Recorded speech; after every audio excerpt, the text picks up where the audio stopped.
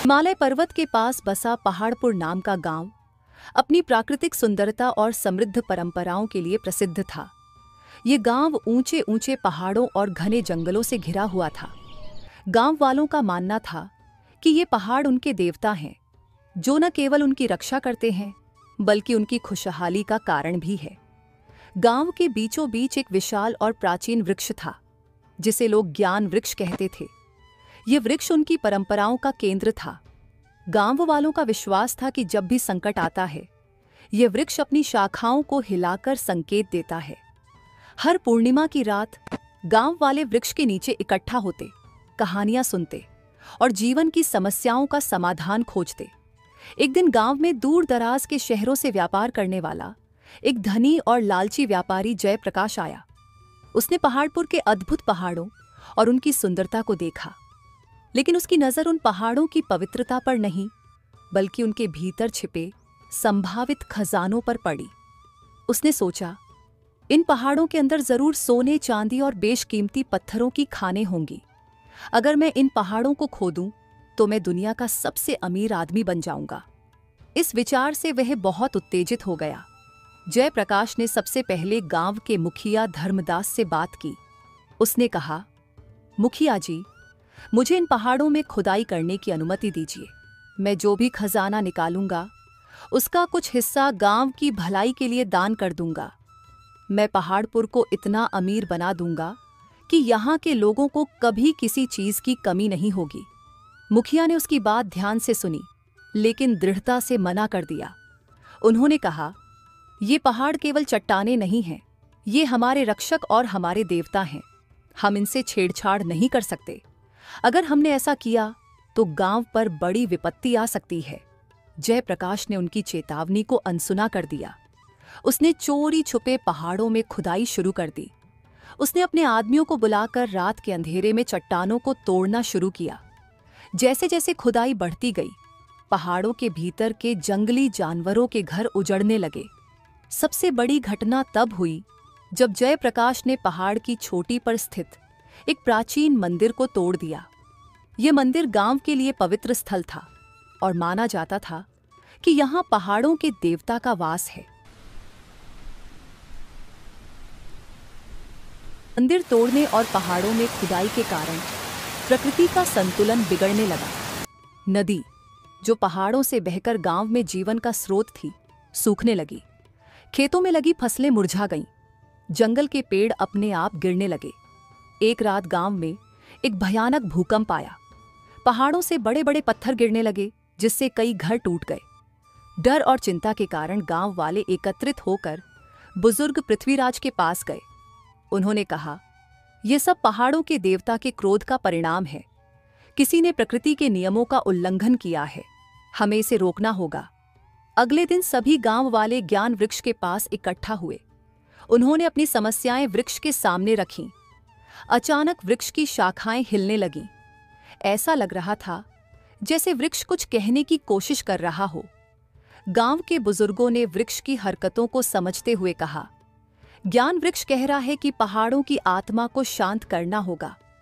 हमें उनकी गुफा के अंदर जाकर उनका आशीर्वाद प्राप्त करना होगा।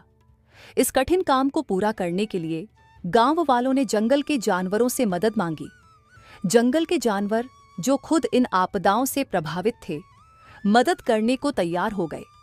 सबसे बुद्धिमान जानवर लोमड़ी, शक्तिशाली बैल, तेज तर्रार कुत्ता और युवा हिरण ने इस मिशन को स्वीकार किया। उन्होंने पहाड़ों की गुफा तक पहुंचने और वहां से समाधान खोजने की योजना बनाई। यात्रा शुरू हुई। पहले ही दिन उन्हें एक गहरी खाई का सामना करना पड़ा। बैल ने अपनी ताकत से पेड़ों की शाखाओं का उपयोग करके एक अस्थायी पुल बनाया, जिससे सभी जानवर खाई पार कर सके। आगे बढ़ते ही उन्हें एक विशाल नाग से सामना करना पड़ा, जो गुफा के द्वार की रक्षा कर रहा था। नाग ने कहा, जो कोई भी इस गुफा में प्रवेश करेगा वह मेरी शिकार बनेगा। चतुर लोमड़ी ने अपनी बुद्धिमानी से नाग को बातों में उलझा दिया। उसने कहा, महान नागराज, हम यहाँ लड़ने नहीं बल्कि पहाड़ों के देवता को प्रसन्न करने आए हैं। अगर यह आपदा नहीं रुकी तो यह पूरे जंगल को बर्बाद कर देगी, जिसमें आपका घर भी शामिल है। नाग ने उनकी सच्चाई समझी। और उन्हें गुफा में जाने दिया। गुफा के अंदर उन्हें 3 चुनौतियों का सामना करना पड़ा। पहली चुनौती थी एक पत्थर का दरवाजा, जिस पर लिखा था, जो बिना पंखों के उड़ता है, जो बिना पैरों के दौड़ता है, वह क्या है? लोमड़ी ने तुरंत उत्तर दिया, यह हवा है। दरवाजा खुल गया। दूसरी चुनौती थी समय की पहेली, ऐसी चीज जो कभी रुकती नहीं लेकिन सबको पीछे छोड़ देती है। हिरण ने इसका उत्तर दिया, यह समय है। तीसरी चुनौती थी तालाब के चारों ओर फैले विषैले फूल। कुत्ते ने अपनी फुर्ती से सुरक्षित रास्ता बनाया और अंततः वे जादुई तालाब तक पहुंचे। तालाब का पानी चांदी की तरह चमक रहा था। उन्होंने सावधानी से तालाब का पानी एक पात्र में भरा और वापस गांव लौटे। गांव लौटकर उन्होंने तालाब का पानी पहाड़ों की चोटियों पर छिड़का। धीरे धीरे पहाड़ शांत हो गए। नदी में फिर से पानी बहने लगा, जंगल हरा भरा हो गया और गांव में खुशहाली लौट आई। गांव वालों ने जयप्रकाश की करतूतों को उजागर किया और उसे गांव से बाहर निकाल दिया। इस घटना ने सभी को सिखाया कि प्रकृति के साथ छेड़छाड़ विनाश का कारण बनती है। लालच से हमेशा नुकसान होता है और प्रकृति का सम्मान ही जीवन का संतुलन बनाए रखता है। पहाड़पुर ने प्रतिज्ञा ली कि वे हमेशा अपने पहाड़ों और प्रकृति की रक्षा करेंगे। गांव के बच्चों का झुंड दादी मां के पास आया हुआ था। ये बच्चे अपने घरों से दूर अपनी दादी के पास हर साल आने का इंतजार करते थे। दादी मां का घर गांव से कुछ दूर एक पुराने पीपल के पेड़ के नीचे था। हवेली की छत पर घेर लिया हुआ ताड़ का ऊंचा पेड़ और नीचे बिछी जंगली घास, सब कुछ एक पुरानी दादी की कहानी जैसा लगता था। एक दिन दादी मां बच्चों को बैठाकर कहने लगी, तुम सबको याद है ना उस पुरानी कहानी को जो मैं तुम्हें हमेशा सुनाया करती थी? वह जो जंगल था जहां लोग रात के समय जाने से डरते थे, वह जंगल जिसे हम भूतिया जंगल कहते थे। बच्चों ने उत्सुकता से कहा, हाँ दादी, वह जंगल, क्या वह सचमुच भूतिया था? दादी मुस्कुराई और आंखें बंद कर गहरी सांस ली। फिर उसने कहना शुरू किया, वह जंगल सचमुच अजीब था। बहुत पहले की बात है, उस जंगल में अजीब अजीब घटनाएं होती थीं। गांव वालों का कहना था कि जंगल में एक भूतिया शक्तियां हैं जो रात के समय उभर आती हैं। जंगल के बीच में एक पुराना खंडहर था जहां लोग कहते थे कि एक जादूगर का आत्मा बसी है। कोई नहीं जानता था, लेकिन लोग कहते थे कि उस जादूगर ने अपने जीवन में बहुत बुरी शक्तियों का प्रयोग किया था और उसी वजह से उसका आत्मा उस खंडहर में फंसा हुआ था। दादी, क्या उस जादूगर को कोई नहीं हराया? एक छोटे से लड़के ने पूछा। दादी ने सिर हिलाया। नहीं, उस समय उस जंगल में जाने की हिम्मत किसी में नहीं थी, क्योंकि हर रात वहां से डरावनी आवाजें आती थीं। फिर एक दिन एक साहसी लड़का जिसका नाम अर्जुन था गांव में आया। अर्जुन एक सशक्त योद्धा था, लेकिन उसने किसी भी चीज से डरने का नाम नहीं लिया। उसने गांव वालों से सुना था कि जंगल में कोई शक्तियां हैं, तो उसने तय किया कि वह उस रहस्यमयी जंगल का पता लगाएगा। अर्जुन ने अपनी तलवार थामी और जंगल की ओर चल पड़ा। उसने गांव के बुजुर्गों से सुना था कि दिन में भी उस जंगल में विचित्र घटनाएं होती थीं, लेकिन रात को तो स्थिति और भी ज्यादा खतरनाक हो जाती थी। अर्जुन को डर था नहीं। उसने पहले दिन जंगल में एक चक्कर लगाया, लेकिन वह कोई रहस्यमयी चीज नहीं देख सका। लेकिन जैसे ही रात हुई, जंगल में अजीब घटनाएं शुरू हो गईं। हवा में हलचल होने लगी और पेड़ों की शाखाएं अपने आप हिलने लगीं। अर्जुन ने अपनी तलवार निकाली और आंखें चौकस कर लीं। तभी अचानक एक सर्द डरावनी आवाज सुनाई दी। तुम यहाँ क्यों आए हो योद्धा? क्या तुम चाहते हो कि तुम्हारा अंत हो? अर्जुन ने साहस दिखाते हुए कहा, मैं किसी से नहीं डरता। मैं तुम्हारे जंगल में शांति लाऊंगा, चाहे जो हो। तभी सामने से एक भयानक आकृति प्रकट हुई। यह आकृति एक बुरे जादूगर की थी, जो अपने लंबे बालों और काले कपड़ों में ढंका हुआ था। उसकी आंखें धधक रही थीं और उसके चेहरे पर घमंड था। अर्जुन ने एक गहरी सांस ली और अपनी तलवार की धार चमकाई। तुम कौन हो? अर्जुन ने पूछा। क्या तुम इस जंगल की शक्तियां हो? जादूगर ने हंसी उड़ाते हुए कहा, मैं वह हूं जिसने इस जंगल को श्रापित किया। मैंने यहाँ अपनी काली माया फैलाई थी और अब तुम मेरे जाल में फंस चुके हो। तुम यहाँ से बच नहीं सकते। मैं तुम्हें हमेशा के लिए यहीं रखूंगा। अर्जुन ने अपनी तलवार को मजबूती से पकड़ते हुए कहा, तुम मेरे रास्ते से हटो, मैं तुम्हें हराऊंगा।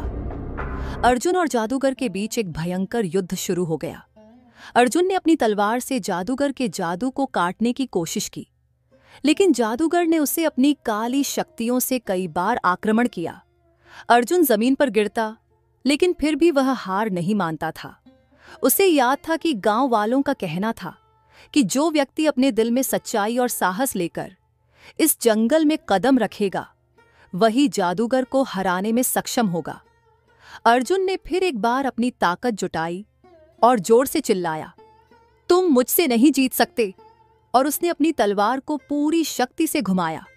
यह तलवार की चमक जादूगर की काली शक्तियों से टकराई और एक जबरदस्त धमाका हुआ। जादूगर चीखते हुए गायब हो गया और जंगल में शांति छा गई। अर्जुन ने जीत हासिल की और जंगल में फिर से शांति लौट आई। अब वह जंगल भूतिया नहीं रहा, बल्कि एक शांतिपूर्ण स्थान बन गया था। अर्जुन ने गांव लौटकर सबको यह जानकारी दी कि जंगल अब सुरक्षित है। गांव वालों ने अर्जुन का स्वागत किया और उसे अपना नायक माना। दादी माँ ने कहानी खत्म की और बच्चों से कहा, देखो बच्चों, अर्जुन ने यह साबित किया कि साहस और सत्य के सामने कोई भी बुरी शक्ति नहीं टिक सकती। उस जंगल का डर और उसके भूतिया राज को अर्जुन ने अपने साहस से हराया। इसी तरह हमें कभी भी अपने डर से हार नहीं माननी चाहिए। हमारी अच्छाई और हमारे अच्छे इरादे हमें किसी भी मुश्किल से बाहर निकाल सकते हैं। और याद रखो, सबसे बड़ा बल साहस और सत्य में होता है। बच्चों ने दादी माँ की बातों को गहरे में महसूस किया और सोचने लगे कि अगर कभी उन्हें भी किसी डर का सामना करना पड़ा तो वे अर्जुन की तरह साहस दिखाएंगे। एक बार की बात है, एक गांव में रामू नाम का एक गरीब लकड़हारा रहता था। रामू हर रोज सुबह जल्दी उठता था, सूरज की पहली किरण से भी पहले। उसकी पत्नी और 2 बच्चे थे, रवि और गीता। उनका छोटा सा घर जो मिट्टी से बना था, अंदर से शांत था, लेकिन वहां हमेशा एक संघर्ष की गूंज सुनाई देती थी। रामू का जीवन कभी आसान नहीं था। वह जंगल में लकड़ी काटने जाता, जिसे वह शहर में बेचकर अपने परिवार का पेट पालता था। जंगल में बड़े बड़े पेड़ थे, लेकिन जितना लकड़ी बेचने से पैसा मिलता, वह कभी परिवार की जरूरतें को पूरा नहीं कर पाता था। समय के साथ लकड़ी की कीमतें भी कम होती जा रही थीं, और जो थोड़ी बहुत लकड़ी बेच पाता था, उससे घर का खर्चा पूरा नहीं हो पा रहा था। वह रोज सुबह उठकर अपनी पुरानी कुल्हाड़ी उठाता और जंगल की ओर बढ़ जाता। जंगल के बड़े पेड़ अब उसकी आंखों में और भी भारी लगते थे। उसकी पीठ में दर्द था, हाथों में फटी खाल और बदन थका हुआ था। फिर भी वह काम करता रहता था। पेड़ काटने के बाद उसे लकड़ी के टुकड़े इकट्ठा करने होते थे और फिर उन्हें शहर में बेचने ले जाना पड़ता था। जब वह घर लौटता था तो सीता पहले से ही चूल्हे के पास बैठी होती थी। वह मुश्किल से लकड़ी जला पाती थी और बच्चों के लिए कुछ बनाने की कोशिश करती। कभी कभी घर में खाने को कुछ नहीं होता और सीता बस आटे में चुटकी भर नमक डालकर रोटियां बना लेती थी। फिर भी घर में कोई शिकायत नहीं होती। सीता हमेशा मुस्कुराती रहती थी, अपने छोटे से परिवार को हिम्मत देती रहती थी। लेकिन जैसे जैसे दिन गुजरते, जंगल में लकड़ी मिलना और भी मुश्किल होता जा रहा था। लोग जंगल में अधिक पेड़ काटने लगे थे और कम लकड़ी बिकने लगी थी। फिर भी रामू ने हार नहीं मानी। उसकी आंखों में अपने परिवार की उम्मीदें थीं और जब तक वह कुछ कर सकता था, वह संघर्ष करता रहेगा। एक दिन जैसे ही रामू जंगल में लकड़ियां काट रहा था, उसकी आंखें एक चमकती हुई चीज पर ठहर गईं। उसने अपना ध्यान और अपनी कुल्हाड़ी की धार को थोड़ा साइड किया और झुककर देखा। वह जगह थोड़ी सी धुंधली थी, जहां सूरज की रोशनी ठीक से नहीं पहुंच रही थी, लेकिन फिर भी एक छोटी सी चमक उसकी आंखों में समा गई। रामू धीरे धीरे उस चमकती हुई चीज के पास गया। जब उसने झाड़ियों और पत्तों को हटाया तो उसके सामने एक पुराना धूल से सना हुआ बर्तन पड़ा था। बर्तन की सतह पर एक हल्की सी चमक थी, जैसे वह किसी खास चीज की पहचान हो। रामू ने उसे उठाया और उसे ध्यान से देखा। ये एक साधारण सा मिट्टी का बर्तन नहीं था, बल्कि कुछ ऐसा था जो रामू ने पहले कभी नहीं देखा था। बर्तन की धातु पर अजीब से निशान थे और वह बर्तन बेहद हल्का महसूस हो रहा था। उसने उसे हाथ में लिया और सोचा, यह क्या हो सकता है। फिर उसने बर्तन को झाड़ा और देखा कि उसके अंदर एक हल्की सी रोशनी थी, जैसे उसमें कोई जादू हो। रामू ने वह बर्तन घर लाने का फैसला किया। घर पहुंचने पर सीता ने उस बर्तन को देखा और थोड़ी हैरान हुई। उसने पूछा, यह क्या है रामू? रामू ने पूरी कहानी बताई कि जंगल में उसे यह बर्तन मिला था, लेकिन वह खुद भी समझ नहीं पा रहा था कि यह कैसे काम करता है। सीता ने बर्तन को हाथ में लिया और सोचा, क्यों ना आज का बचा खाना ही इसमें डाल दूं। फिर उसने बची हुई रोटियां और कुछ सब्जियां उस बर्तन में डाल दी। कुछ ही देर में वह बर्तन अजीब सी चमक से भर गया। सीता डर गई। उसने देखा कि बर्तन में डाला गया खाना अचानक 10 गुना बढ़ गया था। पहले जो कुछ बचा हुआ था, वह अब पूरा खाना बन चुका था। रोटियां और सब्जियां, सब कुछ 10 गुना बढ़ गया था। वह न केवल अधिक हो गया था, बल्कि और भी स्वादिष्ट और ताजगी से भरा हुआ था। सीता ने अपनी आंखें चांदी की तरह चमकती हुई देखी। वह हैरान थी। रामू, ये क्या हुआ? ये तो जादू जैसा है। रामू ने भी बर्तन को ध्यान से देखा और कहा, मुझे नहीं पता, लेकिन ये कोई सामान्य बर्तन नहीं है। क्या तुमने देखा? जो कुछ भी इसमें डाला वह 10 गुना बढ़ गया। अब सीता को विश्वास हो गया था कि यह बर्तन सच में किसी तरह का जादू करता है। उन्होंने जल्दी से खाना तैयार किया और पूरे परिवार को एक साथ बैठाकर खिला दिया। पहले तो उनके पास खाने के लिए मुश्किल से कुछ था, लेकिन अब वह एक अच्छा और भरपूर भोजन खा रहे थे। सीता और रामू दोनों खुश थे, क्योंकि अब उन्हें अपनी भूख को शांत करने के लिए ज्यादा मेहनत नहीं करनी पड़ती थी। और बच्चों के चेहरे पर जो मुस्कान थी, वह रामू के दिल को चैन देती थी। ये बर्तन सचमुच उनके जीवन में एक बदलाव लेकर आया था। लेकिन रामू की आंखों में एक सवाल था, क्या यह जादू हमेशा उनके साथ रहेगा, या यह भी किसी दिन खत्म हो जाएगा? रामू का जीवन अब थोड़ा आसान हो गया था। वह रोज जंगल से लकड़ियां काटने जाता और घर लौटते ही सीता उस रहस्यमय बर्तन में बचा हुआ खाना डाल देती। बर्तन का जादू, जैसा कि वे दोनों समझ पाए थे, अब उनके जीवन का हिस्सा बन चुका था। जो कुछ भी बर्तन में डाला जाता, वह 10 गुना बढ़ जाता। इसके चलते परिवार को अब कभी भूखा नहीं रहना पड़ता। एक दिन गांव में एक आदमी, जो रामू का पुराना साथी था, रामू के घर के पास से गुजर रहा था। वह उसे खिड़की से देख रहा था और उसकी आंखों ने कुछ अजीब देखा। रामू ने बर्तन में कुछ डाला और कुछ ही समय बाद वह 10 गुना बढ़कर बाहर आ गया। आदमी ने ध्यान से देखा और उसे यकीन हो गया कि वह कुछ खास देख रहा है। ये बर्तन न सिर्फ खाने को बढ़ाता है, बल्कि ऐसा लगता है जैसे यह कोई जादुई चीज हो। यह आदमी बहुत चालाक था और उसके मन में तुरंत एक ख्याल आया। उसने सोचा, अगर इस बर्तन को चुरा लिया तो मैं भी अपनी जिंदगी बदल सकता हूँ। आदमी ने धीरे धीरे रामू के घर की ओर कदम बढ़ाए और एक दिन चुपके से बर्तन को चोरी कर लिया। वह बिना किसी को कुछ बताए बर्तन लेकर अपने घर लौट आया।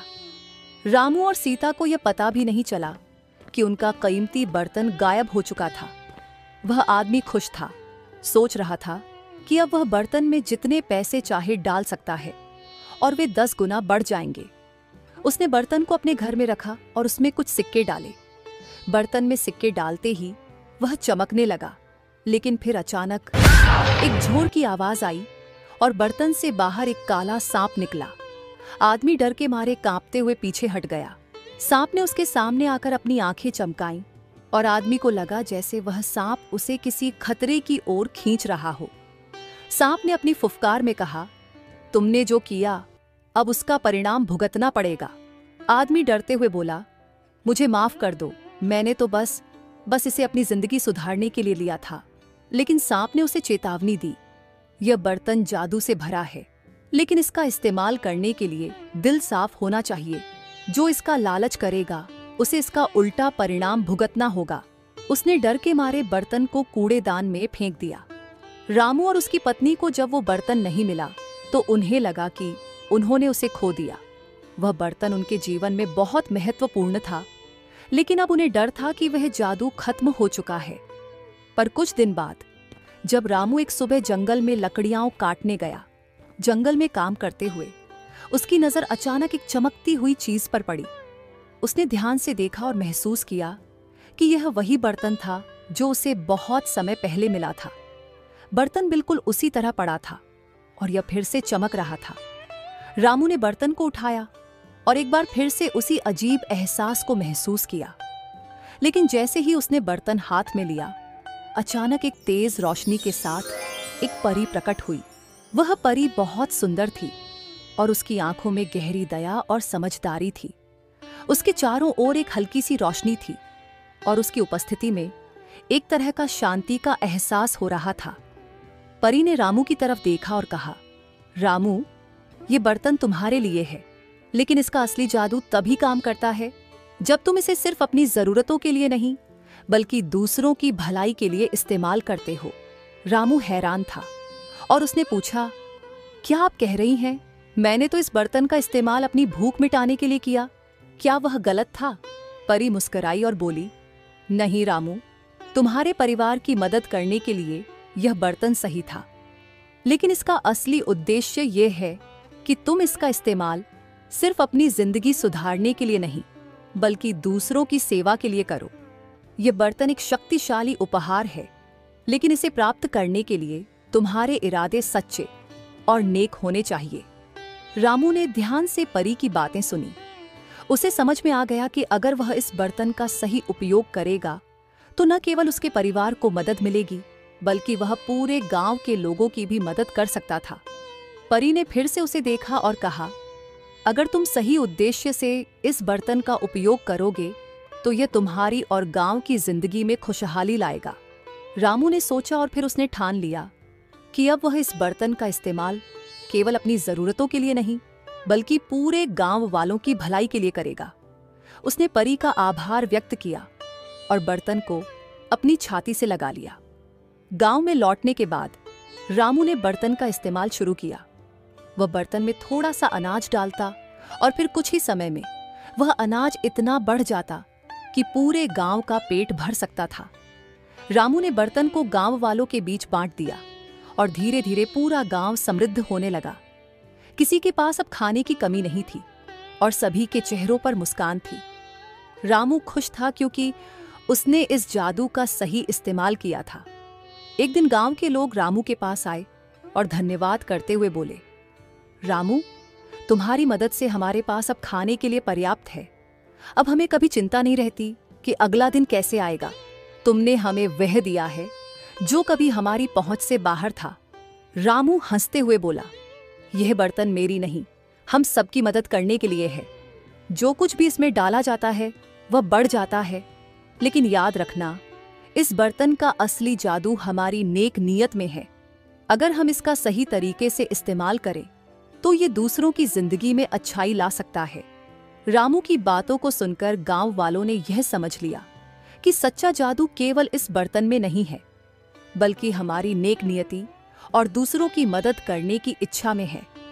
रामू ने यह साबित कर दिया कि अगर किसी चीज या ताकत का सही इस्तेमाल किया जाए तो वह न केवल अपनी जिंदगी को बेहतर बना सकती है बल्कि दूसरों की मदद कर सकती है।